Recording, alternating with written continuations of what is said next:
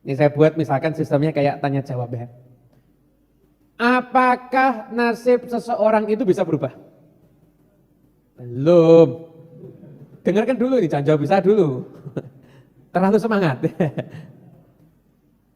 Tadi kan sudah dijelaskan. Allah udah ngatur, ini rezeki, ini ajal. Ditetapkan sama Allah. Apakah itu tadi bisa berubah? Apa tadi bisa berubah?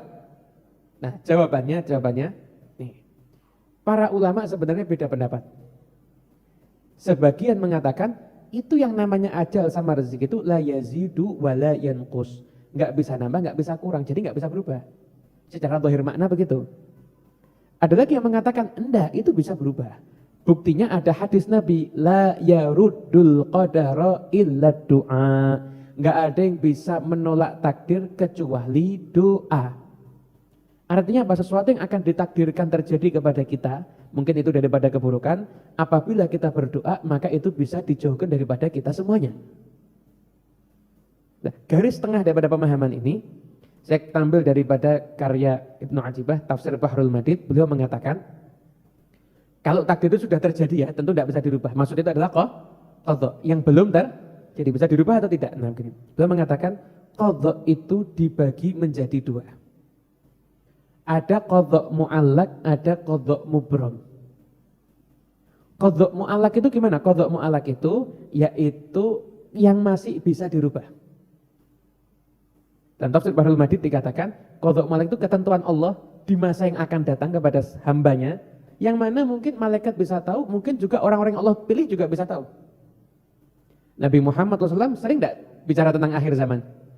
Terjadi apa enggak? Bisa itu, bisa. Qadha mu'allaq. Qadha mu'allaq itu bisa. Yang Allah tunjuk bisa tahu dan itu masih bisa berubah. Ada lagi namanya qadha mubram, itu yang tahu hanya Allah dan juga itu tidak bisa berubah. Tidak bisa berubah.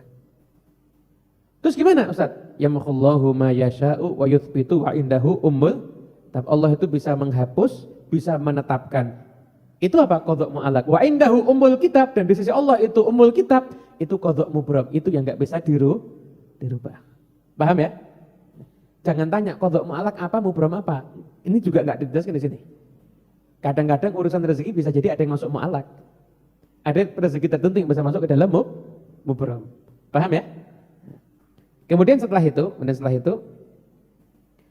di Ibn Mardaweh dan Ibn Asakir, beliau meriwayatkan hadis ketika Sayyidina Ali bin Abi Thalib bertanya kepada Nabi Muhammad SAW tentang tafsir yamhullahu ma yasha'u wa yuthbitu indahu kitab, maka Nabi menjawab, saya akan menyenangkan kamu dengan tafsirnya ayat ini. Dan umat-umatku akan senang dengan tafsirnya ayat ini. Apa? Sedekah, birrul walidain, kemudian berbuat amal soleh kebaikan, maka itu bisa merubah seseorang dari nasib yang buruk menjadi nasib yang baik. Bisa menambah umur seseorang dan bisa menjauhkan seseorang daripada kematian su'ul khotimah. Artinya tentunya ini kan globalnya ya. Globalnya itu bisa jadi seperti itu. Jadi amal-amal soleh itu bisa merubah seseorang dari orang itu aslinya orang yang celaka menjadi orang yang beruntung. Syaqi menjadi sa'id. Itu hadisnya diriwayatkan oleh Imam Ibnu Mardaweh dan Imam Ibn Asakir. Itu juga dikutip dalam kitab Ad-Durrul Manthurnya Imam As-Suyuti. Jadi intinya nasib bisa berubah atau tidak?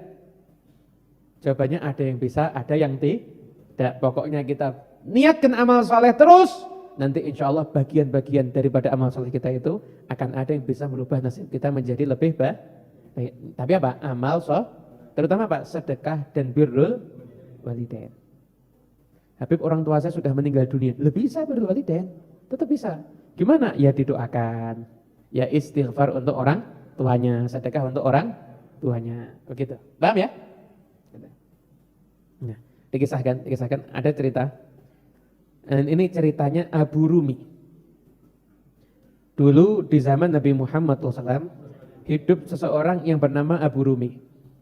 Abu Rumi ini min syarri ahli zamani. Orang yang di zaman itu yang paling bejat kelakuannya. kana la yada'u syai'an minal maharimi illa irtakabah. Tidak ada satupun yang haram kecuali sama dia dilakukan. Jadi itu prestasinya dalam dunia kemaksiatan sudah legend itu. Top itu sudah. Di kemaksiatan apapun juga sudah dilakoni. Mau lima, bukan cuma ngelakoni lagi, hatam mungkin sudah dia.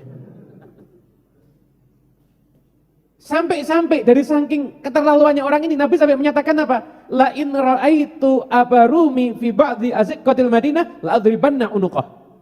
Kalau saya ini ketemu sama Abi Rumi ini di kampung-kampung Madinah ini, saya akan penggal lehernya. Bayangkan Nabi Muhammad yang selembut itu, yang sesantun itu kalau ketemu Abu Rumi sampai kepengin menggal lehernya. Anda bayangkan? Nah, suatu ketika, sebagian daripada sahabatnya Nabi Muhammad SAW kedatangan tamu. Ketika kedatangan tamu, kemudian ngomong sama istrinya, ini kita nggak ada apa-apa nih buat menghormat tamu. Saya bingung juga, terus gimana? Gini aja, kamu ke tempatnya Abu Rumi dah, minta apa dah ke dia, mungkin rumahnya dekat. Istrinya kaget, saya disuruh ke Abu Rumi, itu kan orang Madinah yang paling bejat, masa saya disuruh ke sana? Nggak akan ada apa-apa, tenang aja. Ya udah, diperintah sama suaminya, berangkat ke tempatnya Abu Rumi. Ngetuk pintu, di dalam tanya, siapa itu? Fulana. Mau apa kesini? Dibuka pintunya, kemudian nyampaikan hajatnya, saya disuruh suami saya untuk minta sesuatu untuk jamu tamu. Akhirnya malah digoda sama Abu Rumi.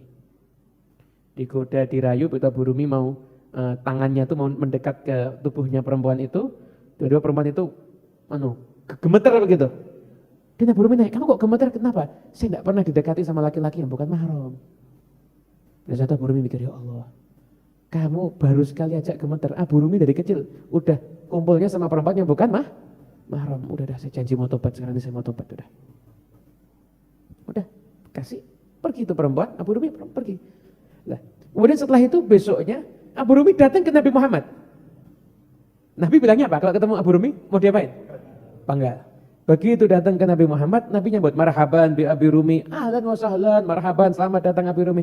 Ini duduk, kasih tempat duduk. Sahabat bingung. Ya Rasulullah, ini kan Abi Rumi nih. Tanya-tanyaan. Ini kan mau dipenggal sama Nabi kok dikasih tempat. Akhirnya ketika itu sama Nabi suruh duduk di sampingnya. Kemudian setelah itu Nabi nanya, Abu Rumi, ma'amil talbarihah. Abu Rumi, semalam kamu beramal apa sih? Ya Rasulullah, saya ini kok ditanya beramal apa, saya tidak punya amal apa-apa. Mungkin saya ini orang yang paling buruk, saya ini orang yang paling hina. Kemudian dijawab sama Nabi, sesungguhnya kamu sama Allah sudah dirubah menjadi calon penghuni surga. Yamhullahu ma yasha'u wa yuthbit. Allah itu bisa menghapuskan segala macam ketentuan dan bisa menetapkan segala macam ketentuan. Nah, artinya apa? Artinya dari kisah ini, yang pertama nasib seseorang itu bisa berubah dengan amal soleh. Ataupun tanpa amal soleh, kalau Allah menghendaki. Allah Tuhan, jangan tanya kenapa. Ini HP saya taruh di kantong kanan. Anda berhak enggak tanya kenapa? Enggak, ngapain Anda tanya kenapa? HP saya, kantong saya, mau apa ikut campur? Benar apa enggak? Ini kan makhluknya Allah mau berbuat apapun juga, ya biarin. Suka-sukanya Allah Subhanahu wa ta'ala. Itu haknya Allah. Jadi Nabi nanya, kamu beramal apa? Abu Rumi jawab, saya tidak ada amal. Bisa jadi mungkin tanpa amal Allah rubah, bisa jadi. Atau mungkin amalnya sebenarnya sangat sepele, tapi karena Allah terima, jadinya itu bisa merubah nasibnya. Makanya jangan pernah meremehkan amal kecil. Ada seorang ulama ditanya, amal apa yang paling afdal? Jawabannya simpel, amal yang diterima. Benar enggak? Amal apa yang paling afdal? Yang diterima sama Allah. Lalu enggak diterima sama Allah, apa afdalnya? Jadi jangan pernah meremehkan amal kecil. Kenapa? Bisa jadi itu yang akan diterima oleh Allah Subhanahu wa ta'ala. Makanya sehari sekarang ini biasakan beramal. Ketemu orang sedekah, lihat semut makan gula jangan kadang orang tuh lihat semut langsung dipites gitu. Jahat bener lah. Biarkan semutnya makan, yang penting jangan dia kalau gigit tidak apa-apa, kita singkirkan dari badan. Dan kita mungkin kita sekedar ngasih makan kucing atau ngasih beras. Biasanya kalau orang tuh ada di depan rumah itu sering ada burung. Terus saya dulu masih SD itu saya ingat tuh, di depan rumah saya itu sering banyak burung, orang ngasih beras begitu. Sekarang udah nggak ada, kan saking banyaknya motor yang lewat sudah. Saking banyaknya motor yang lewat ngasih makan ayam, sepele. Senyum ketemu sama orang, nyenangkan hatinya Orang kita nggak tahu di amal yang mana yang Allah terima dan di amal yang mana yang menyebabkan hidup kita dirubah oleh Allah Subhanahu wa taala. Jelas? Alhamdulillah. Berarti nasib bisa berubah atau tidak? Ada yang bisa, ada yang tidak, gitu loh. Jadi jenengan jawabannya tidak salah. Ada yang bisa? Ada, namanya qadha mu'allaq. Ada yang tidak bisa? Ada, namanya qadha mubram. Tapi tugas kita bukan ngurusi itu. Tugas kita itu adalah beramal soleh, begitu. Bab nasib sudah. Bab rezeki. Rezeki banyak semangat ini. Langsung melek semuanya. Tidak ada yang ngantuk bab rezeki.